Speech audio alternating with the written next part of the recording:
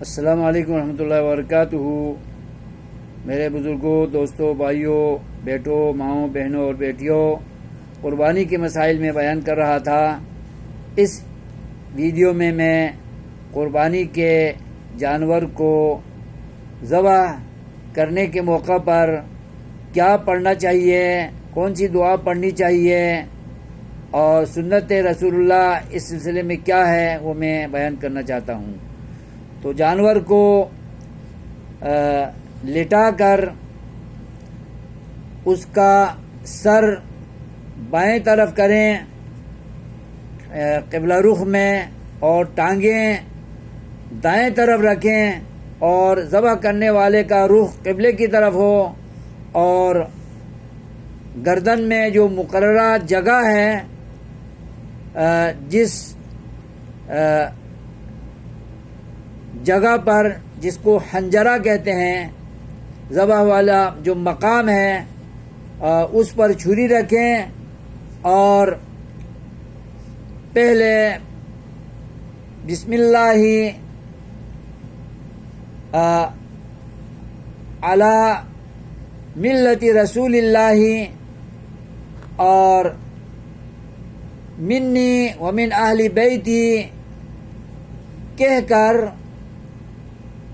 بسم اللہ اللہ اکبر پڑھتے ہوئے، چھرا چلاتے ہوئے یہ دعا بھی ساتھ پڑھیں: ان صلاتی و نسکی و محیای و مماتی للہ رب العالمین۔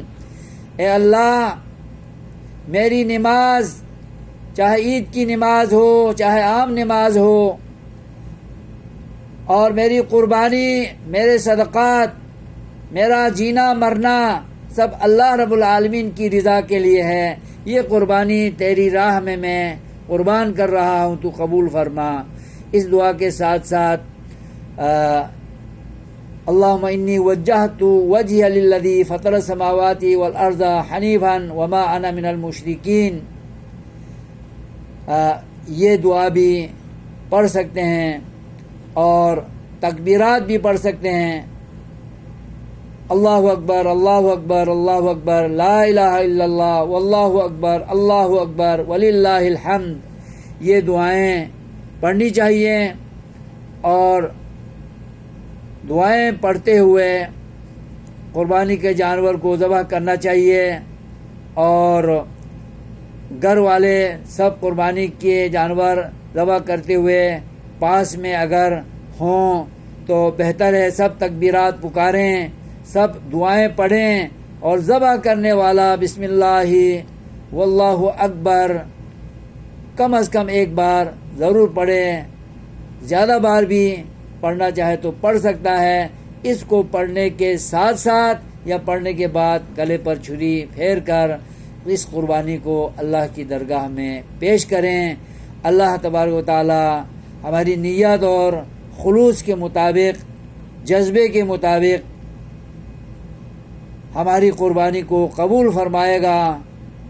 اللہ ہمیں سنت رسول اللہ کے مطابق جانور کو ذبح کرنے، قربانی اللہ کی درگاہ میں پیش کرنے کی توفیق اور سنت پر مکمل عمل پیرا ہوتے ہوئے قربانی کرنے کی توفیق عطا فرمائے۔ آمین۔ والسلام علیکم ورحمۃ اللہ وبرکاتہ۔